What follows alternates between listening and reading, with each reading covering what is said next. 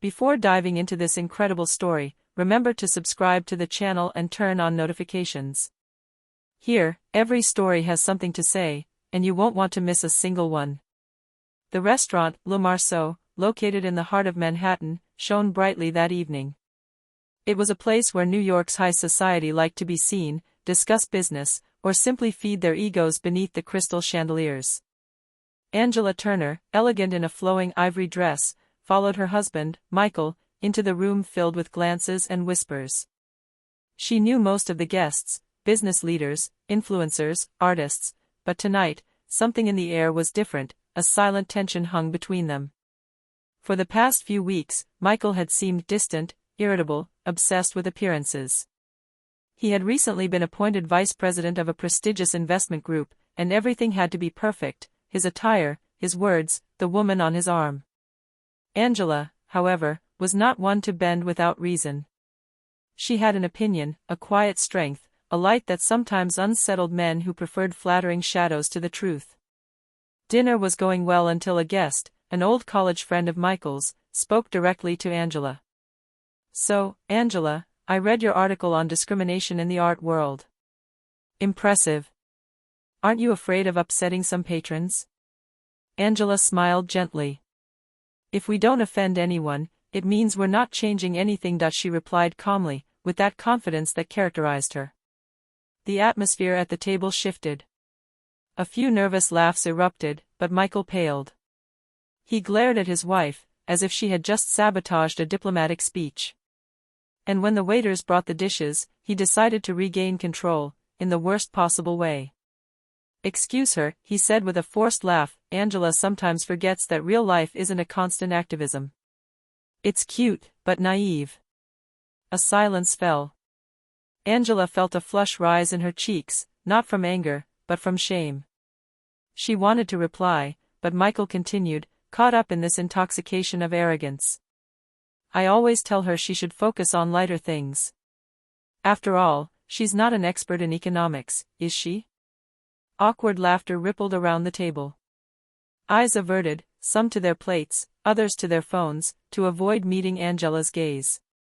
She remained upright, her hands resting on the tablecloth, her eyes fixed. At that moment, she understood that Michael hadn't just wanted to ridicule her. He wanted to belittle her, in public, to remind everyone who held the power. When dinner ended, she said nothing. She stood up calmly, politely apologized to the other guests, and then left the room without a word to her husband. Behind her, Michael attempted a smile, claiming she was tired. But the image remained, a man laughing at his wife as she walked away alone under the uncomfortable stares of those around her. Outside, a light rain fell on the Manhattan sidewalks. Angela walked for a long time, without an umbrella, letting each step soothe the burning in her chest. The lights reflected off the puddles like shards of truth she had refused to see. That night, something inside her broke, but instead of dissolving into pain, it took on a new form, that of a woman who would quietly rebuild herself and deliver justice in a different way. Because his revenge would not be noisy. She would be calm. Implacable. And it would leave the whole world stunned. The next morning, sunlight filtered through the curtains of the large bay window. The Turners' penthouse, in the heart of Manhattan, seemed frozen in time. On the living room table, the remnants of the previous evening's dinner already told a story: a faded bouquet, 2 half-empty wine glasses, and the cold scent of a silence that was anything but marital. Angela got up early. She didn't cry. She didn't scream. She simply observed her reflection in the bathroom mirror. Her tired eyes still bore the mark of public humiliation, but also something new, a clarity, a lucidity she hadn't felt in a long time. Michael's contempt had opened a door he should never have cracked open. While her husband was still asleep, Angela made a simple decision: she wasn't going to defend herself with words. Not yet. She was going to remain silent, and act. This silence, which Michael mistook for submission, would become her greatest weapon. A few hours later, in her office at the Harlem Art House Foundation, Angela found the piece she had been missing. The walls were covered with canvases, sketches, and faces full of emotion. It was here, among these works, that she felt alive. Her assistant, Jasmine, immediately noticed her serious expression. "Is everything all right, Angela?" She replied with a slight smile. "I think so. For the first time in a long time, yes." She went back to work, planning the exhibition of young African American artists scheduled for the following month. Emails, calls, and meetings followed one after another, and as the day progressed, Angela felt something reborn within her: mastery. This ability to lead, to build, to inspire. Meanwhile, Michael spent his morning making frantic phone calls. The dinner video had leaked online. An influencer who was at the party had filmed the scene and posted it on TikTok. A man humiliating his wife in public. Within hours, the clip had gone viral. The comments were cruel. "He treats his wife like an accessory. How can anyone humiliate someone so calm and dignified? You can see in her eyes that she's suffering." Michael tried to put out the fire with clumsy apologies. "Humor is sometimes misinterpreted. We are a solid couple." But the damage was done. Public opinion had chosen its side, and it wasn't his. That evening, Michael returned home. Angela was waiting for him, sitting in the living room, a work file in her hand. He tried a light tone. "Are you sulking? Everyone's blown this out of proportion." "I didn't say anything mean." Angela looked at him for a long time, without a word. This silence, which he thought unbearable, made him uncomfortable. "You could at least answer," he snapped, annoyed. She calmly put down her pen. "Michael, I'm not going to argue. Not today. Not after yesterday. You're making a big deal out of it. It was a joke, and you know it." "Non," she said softly. "It was a revelation." She stood up, picked up her bag and added, in a calm voice, "You just showed me what you're willing to do to appear strong. I'm going to show you what real strength looks like." Then she left, leaving behind a heavy silence, more powerful than all the arguments they had ever had. That night, Angela settled into a small apartment she owned in Brooklyn, a place she kept as a refuge, almost secret. She stayed there alone, watching the city lights from the window. In this almost religious calm, she took out a notebook and wrote. "Revenge is not always war. Sometimes, it is a rebirth." She closed the notebook, took a deep breath, and decided to transform her pain into a project. The very next day, she would begin to plan something bigger, not to bring Michael down, but to rise far above him. This was the beginning of a silent, refined and relentless revenge. And nobody, not even Michael Turner, could stop him. The following Monday, the town was talking about nothing else. On social media, Angela Turner's face appeared everywhere, excerpts from the dinner, hashtags like #RespectAngela, #humiliated but dignified, #Turnergate. Journalists sought reactions, talk shows debated it, and internet users took sides. But instead of responding or posting a message, Angela remained silent. Not a statement, not a word. And it was this silence, controlled, glacial, almost spiritual, that changed everything. In her office at the Harlem Art House Foundation, Angela observed the media chaos from afar. Her colleagues looked at her with a newfound admiration mixed with concern. "You really don't want to talk?" asked Jasmine, her assistant. Angela nodded. "No. Michael's arrogance caused the scandal. My silence will create respect." She knew that Michael was waiting for an impulsive reaction, a crisis, a scene, something that would make him a victim. But Angela was no longer the hurt woman from the dinner. She had moved on. What she was preparing had nothing to do with words or shouts. She was preparing a move. A few weeks later, she quietly announced a brand new exhibition.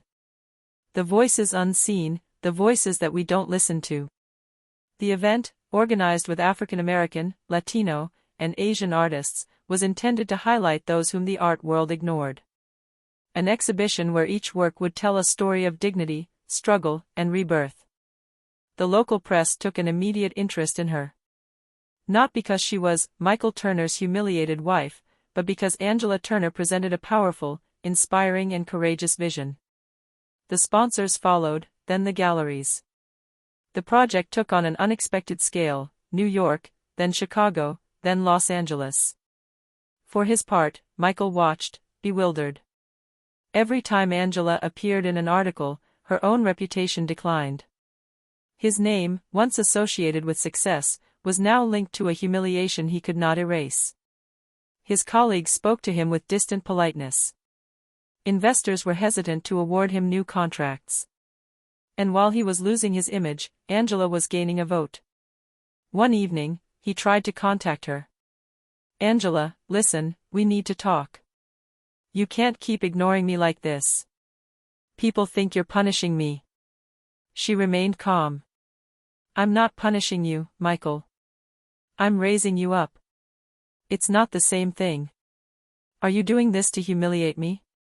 No. You can handle it perfectly well on your own." Then she hung up, her heart light. Months passed. Angela gave numerous lectures on the representation of Black women in the art world. She was invited to Harvard to speak about leadership and ethics in culture. His name, once discreet, became synonymous with intelligence and resilience. And every time she spoke, people remembered one thing: her quiet power. Michael, meanwhile, was slowly sinking. His company lost several contracts. An old video resurfaced, in which he was seen making crude jokes about overly independent women. The world, now paying attention, did not forgive. Those who used to applaud him at lavish parties were now starting to avoid him. One winter evening, Angela organized a gala to launch her new art scholarship. The Turner Grant, for the Invisible Artists. A delightful irony, but one she explained to no one. During her opening speech, she addressed the audience. "Sometimes, the pain inflicted upon us becomes the purest source of creation. It is not by shouting that one makes oneself heard, but by building what others believed impossible." The applause was long, sincere, almost emotional. The cameras capture every smile, every glance.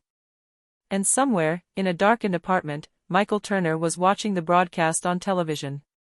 Bitterness and fear mingled on his face. He had just realized that the woman he had wanted to silence had become a force he could never stop. That evening, as the gala lights went out, Angela climbed onto the roof of the building and observed New York. The wind gently swept through her hair, the city shone at her feet. She murmured to herself, "I didn't need to destroy him. He destroyed himself by underestimating me." Revenge was underway, silent, elegant, inevitable. And no one yet knew how far she would go. Spring was arriving in New York, but for Michael Turner, the air seemed heavier than ever. The man who, a few months earlier, shone at upscale parties and social galas, now lived secluded in his glass-walled office, avoiding journalists, dinners, and even his own colleagues. Every time he opened his computer, a new publication by Angela Turner appeared on social media: inspiring articles, conferences, sold-out exhibitions. Everywhere, her name resonated as that of a strong, elegant, respected woman. And his own, like that of a man who had wanted to extinguish a light that was too bright. Meanwhile, Angela continued to move forward, calmly, but strategically. She had learned to turn every injury into an opportunity. His exhibition, The Voices Unseen, had been taken up by several museums and foundations. She was now invited to sit on national art juries. And it was during one of these meetings that she met Vanessa Cole, a renowned gallery owner, who had previously worked with Michael. Vanessa, an elegant woman in her 50s, approached him after the session. "Angela, I wanted to tell you that what you're doing is admirable. And I owe you an apology." Angela frowned in surprise. "An apology? Why?" Vanessa lowered her eyes. "Because I saw who Michael really was, a long time ago. And I said nothing. I turned a blind eye when he put women down, when he took all the credit. He humiliated me too, but in a different way. I was afraid of losing my contracts." She paused, her voice trembling. "Today, I want to fix this. If you need an ally, I'm here." Angela looked at her for a moment, then shook her hand with a calm smile. "You can't fix the past, Vanessa. You transform it. And that's exactly what I intend to do." A few weeks later, Vanessa Cole published an article in The New Yorker. "When Dignity Becomes Resistance, The Rebirth of Angela Turner." The article recounted Angela's evolution without resorting to voyeurism. No hard feelings, no direct attack. But between the lines, a piercing truth: Michael Turner, a respected businessman, had built his image on control, and his world was crumbling as Angela freed herself from him. The article had a seismic effect in the New York business community. Michael's partners began to have doubts, and the patrons distanced themselves. Some of his colleagues turned their backs on him. And one morning, he learned that his board of directors wanted to reassess his role in the company to protect the group's reputation. The fall had begun. For her part, Angela received hundreds of messages, from artists, women, mothers, students. They all thanked her for showing that one could respond to humiliation with greatness. Among these messages, one caught his attention, that of a young woman named Leah Brooks, a self-taught painter from Detroit. Leah wrote, "Mrs. Turner, I saw you on television. You gave me the courage to exhibit my works despite the rejections. You are proof that dignity is a weapon." Angela smiled as she read these words. She invited Leah to participate in her next exhibition. That was her revenge, to give voice to other voices where they had wanted to silence her. Meanwhile, Michael, cornered, desperately sought a way to restore his image. He contacted a communications agency and proposed writing a book on public errors and personal redemption. But the public no longer wanted his apologies or his lessons. What he hadn't understood was that the world had already turned the page. His former friends, now close to Angela, no longer invited him. Even his own family, tired of his empty excuses, was distancing themselves. His phone rang less often. And every time he saw Angela on television, calm, composed, smiling, he felt a strange pain, a mixture of broken pride and sincere regret. One evening, as she was returning home from a conference, Angela received an unexpected call. It was Vanessa, her voice deep, almost excited. "Angela, you won't believe this. Michael's board of directors just voted to temporarily suspend him. It's over for him." A long silence followed. Angela took a deep breath. "I didn't want her downfall, Vanessa. Only my freedom." "I know. But sometimes, the truth does the work for us." Angela smiled, a soft, almost melancholic smile. She looked up towards the window. The New York night was twinkling in the distance. She hadn't needed to take revenge. The world had done it for her, because she had chosen the most powerful path of all, dignity. But behind the scenes, Michael hadn't had his last word. And Angela, without yet knowing it, would soon discover that her strength and light would be tested one last time.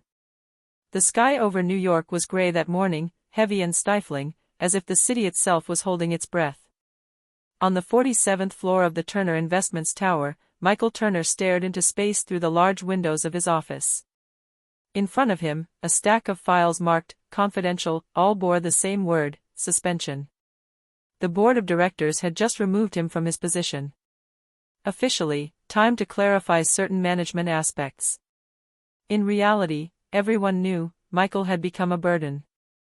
The scandal, which the company hoped to stifle, had become a symbol of what it no longer wanted to represent: humiliating male power, public arrogance, and a refusal to be held accountable. His name, once synonymous with prestige, had become a warning. That evening, Angela was participating in a television program called The Power of Calm, a documentary about women who had overcome public shame. She wore a simple, emerald-colored dress, her hair was simply styled, and her gaze was serene. Facing the journalist, she spoke without hatred, without irony. "I've realized one crucial thing: when someone tries to put you down, they reveal more about themselves than about you. Revenge is pointless when the world finally sees what you already knew." His words resonated deeply. The interview went viral. The public no longer saw Angela as the humiliated woman, but as the woman who had transcended humiliation. In the days that followed, Angela received an unexpected invitation. The Whitney Museum wanted to entrust him with the artistic direction of a major project dedicated to emerging artists. A prestigious, dream position, one she would never have considered before all this. The next day, the newspapers ran headlines. Angela Turner, the rebirth of a free woman. The contrast with the articles about Michael, Turner suspended from his duties, was striking. For the first time, Angela felt that the loop was closing. But she refused to see it as a victory over her ex-husband. It was a victory over herself, over the fear, the doubt, and the emotional dependence in which he had kept her. Michael, on the other hand, lived his days in bitter solitude. The calls were becoming infrequent. His former partners even avoided greeting him at public events. One morning, he walked into a cafe, and the waitress, recognizing his face, looked away. He tried to smile. No one responded. In the evening, he drank alone, his eyes lost in videos from the time when he and Angela were a model couple. He looked back at their wedding photos, their trips, the smiles he thought would last forever. And for the first time in a long time, guilt hit him hard. He realized that his biggest failure wasn't losing his job. It was about having destroyed the only person who truly loved him. A few days later, a gala was held at the Metropolitan Museum of Art. Angela was the guest of honor there to present the first Turner Grant Scholarship to young artists. Ironically, the name Turner, once a symbol of humiliation, was now associated with rebirth and inspiration. The room was full. The cameras focused on Angela, radiant, surrounded by young talents. His speech was brief, but impactful. I was taught that success is measured by the number of people you surpass. Today, I know that true success is reaching out to those we have met along the way. The applause was long, warm, and sincere. At that moment, everyone stood up. And at the back of the room, half hidden behind a column, Michael Turner was watching. He had not been invited. He had come in silence, curious, ashamed. And when he saw Angela smile, he realized that he had never truly known this woman. The woman standing on stage was no longer the unassuming wife of the past. She was a quiet force, a queen without a crown, respected because she had chosen peace instead of chaos. At the end of the evening, Angela met his gaze. For a brief moment, the entire past returned: love, pain, betrayal. Then she approached, slowly, until she was 1 meter away from him. Michael opened his mouth, hesitating. "Angela. I'm sorry." She nodded her head, without anger. "I know.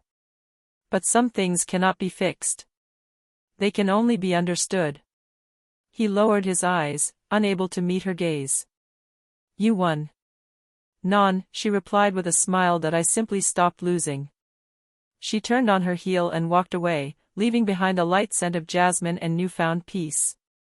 That night, Angela did not sleep. She remained standing, gazing at the lights of Manhattan through the window of her loft. She thought about everything she had been through, about what the pain had taught her. And for the first time in months, she felt free, completely, deeply. Because his revenge had never been to destroy Michael. It was about becoming herself again, until nothing of him defined her anymore. Spring had arrived in New York, and with it, an atmosphere of renewal.